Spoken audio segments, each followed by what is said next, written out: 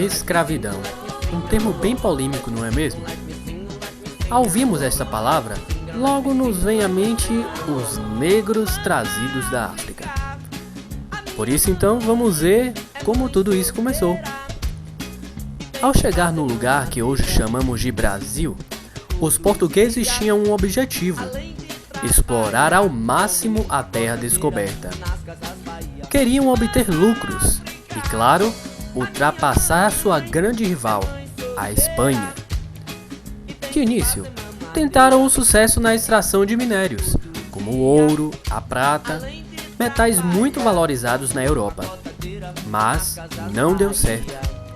O Brasil não tinha tanto ouro assim. Pensaram então, e agora? Como compensar os investimentos feitos na colônia? Tentaram o pau-brasil, mas também não deu certo. Os portugueses tiveram então uma grande ideia: investir em algo mais lucrativo que o ouro e tão doce quanto o mel. Opa, mas peraí, essa aí não é a Mel Lisboa? Apesar de que tem tudo a ver, não é? Lisboa, Portugal. Não, mas esse mel aí, isso. Mas então, o que era mais lucrativo do que o ouro e tão doce quanto o mel? Isso, o açúcar. Isso mesmo, esse açúcar aí, branquinho, que todo mundo tem em casa. Este produto era extraído da cana-de-açúcar por meio dos engenhos. Além disso, começaram a cultivar o algodão, o fumo e a investir na pecuária. Porém, os trabalhos nas plantações e nos engenhos, onde se fabricava o açúcar, exigiam muita gente. Como nenhum português estava disposto a trabalhar o dia todo no canavial, os colonos recorreram então aos índios. Em troca de seu trabalho árduo, os índios recebiam o quê? Um espelho. Um simples espelho. Ou uma faca, ou coisa assim. Pois é, trabalhavam duro só para ganhar esses objetos de pouquíssimo valor. Mas, para a lavoura, a escravidão indígena não deu bons resultados. Os índios passaram a não querer mais trabalhar, pois estavam acostumados a uma vida livre, além de serem defendidos pelos jesuítas. Os jesuítas diziam que os índios precisavam ser catequizados para se aproximarem de Deus. Portanto, os colonos precisavam de outra opção de mão de obra. Mas qual? É isso aí, é isso mesmo que você está pensando: os escravos vindos da África. Milhões de escravos vindos de lá entraram no Brasil por meio do lucrativo tráfico de pessoas. Até o século XVI, muitos escravos vinham de Guiné, Angola ou Moçambique. Os portos do Brasil que mais escravos africanos receberam foram os de Salvador, Recife e Rio de Janeiro. Nessas cidades, os negros, assim que chegavam, recebiam forte alimentação na base do milho para recuperar as forças perdidas durante a viagem. Depois, eram vendidos em leilão. Eles eram vendidos como animais. Por isso, os compradores observavam o físico do escravo. Tinham um preço mais elevado os escravos que tinham dentes bons, canelas finas, quadril estreito e calcanhares altos. Uma avaliação completamente racista. A viagem da África ao Brasil era feita em embarcações chamadas de navio negreiro.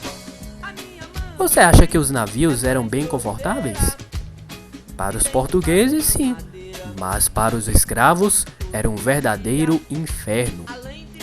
Ficavam nos porões do navio, onde haviam de 100 a 400 pessoas amontoadas.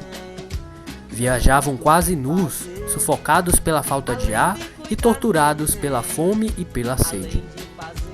Sem contar que a viagem levava em média 35 dias para chegar no Brasil. Muitos morreram durante a viagem. Acha que o sofrimento acabou por aqui? Não, eles ainda iriam sofrer muito, mas muito mesmo. Primeiro que eles estavam indo para um lugar que nunca tinham visto antes, onde ali tudo era diferente. A cultura, os costumes inclusive o idioma. Estavam longe de sua família, seus amigos. Resumindo, sentiam-se como um peixe fora d'água. Ao chegar no Brasil, muitos dos escravos já eram direcionados aos canaviais. Lá trabalhavam de sol a sol nos engenhos ou na colheita da cana. Trabalhavam arduamente e tinham uma pesada rotina de trabalho, que poderia alcançar um turno de 18 horas diárias. Mas, peraí, o dia tem 24 horas, certo? E geralmente dormimos 8 horas por dia. Isso quer dizer que os escravos muitas das vezes só tinham 6 horas de sono. Não sobrava tempo para nada, só para trabalhar, comer e dormir. As condições de vida eram precárias e desumanas. Eram tratados como se fossem animais. Na verdade, hoje até um animal é tratado melhor. Sua alimentação era extremamente limitada e eram cruelmente maltratados. Eram constantemente alvos de práticas violentas e castigos dos senhores de engenho. Além disso, aqueles que se rebelavam contra os senhores do engenho eram mortos ou torturados de diversas formas, como levar chibatadas num tronco. Sem contar de que muitos fazendeiros marcavam os seus escravos com ferro quente, como se fossem gado. Muitos ficavam acorrentados durante certo tempo para que não fugissem. Mediante tantas adversidades, a vida média de um escravo de campo raramente alcançava um período superior a 20 anos. Quando não estavam trabalhando, ficavam nas senzalas, porém eram proibidos de usar sua língua e sua cultura. Mas e a igreja? Não tinha ela contribuído para a proibição da escravidão de índios? E agora, no caso dos negros, o que ela fez? A igreja dizia que a escravização destes era uma forma de purgar os seus pecados e de convertê-los ao reino de Deus. Vemos aí a que ponto chegou o preconceito racial. Os senhores de engenho proibiam os escravos de praticar qualquer tipo de luta. Logo, os escravos utilizaram o ritmo e os movimentos de suas danças africanas, adaptando a um tipo de luta. Surgia assim a capoeira, uma arte marcial disfarçada de dança. Foi um instrumento importante da resistência cultural e física dos escravos brasileiros. Os escravos africanos também sofriam com as doenças. As mais frequentes eram o banzo, o sarampo e a varíola. A mais estranha de todas era o banzo, que era um tipo de depressão que batia no escravo, que ele deixava de comer e enfraquecia-se e morria. Ou até mesmo, tão triste por estar longe de sua terra, se suicidava. Quando fugiam das fazendas, os escravos eram perseguidos pelos capitões do mato, que tinham uma maneira de capturar muito violenta. Apesar da dificuldade de fuga, muitos conseguiram fugir. Os que fugiam se juntavam a outros escravos fugitivos, formando um grupo de negros chamado de quilombo. Houve quilombos no Rio de Janeiro e na Bahia.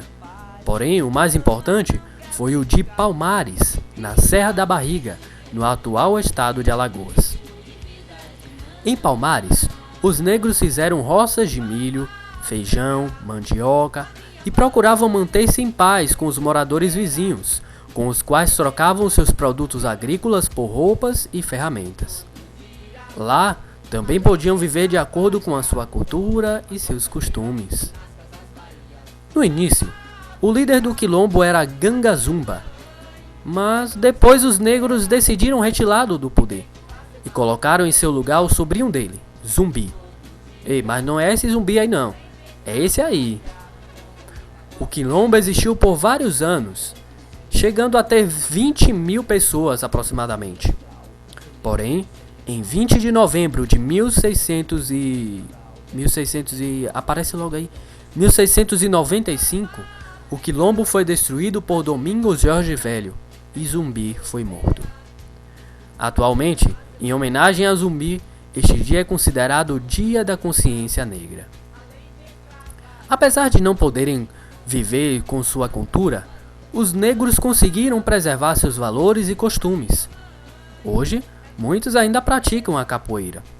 Também são de origem africana muitas festas e danças, certas crenças que ainda têm tantos seguidores, comidas como o vatapá, o angu e o mugunzá, e temperos como o azeite de dendê. Bem, há muitos anos a escravidão foi abolida por meio da princesa Isabel, que por sinal foi uma das princesas mais feias da história.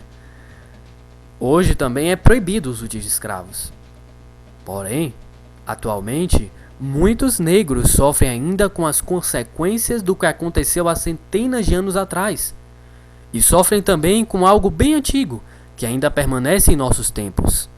O quê? O preconceito racial. Sabemos que existe somente uma raça, sim, a raça humana. Mas muitos, como os colonos do século XV, ainda são influenciados por esta discriminação. Acham que a cor que a pessoa possui vai demonstrar se ela tem caráter ou não. É lamentável saber que milhões de pessoas no mundo sofreram simplesmente por possuir um tom de pele diferente. Que mundo é esse que vivemos? Quando é que esses aí que se consideram superiores vão abrir os olhos e ver que somos todos iguais?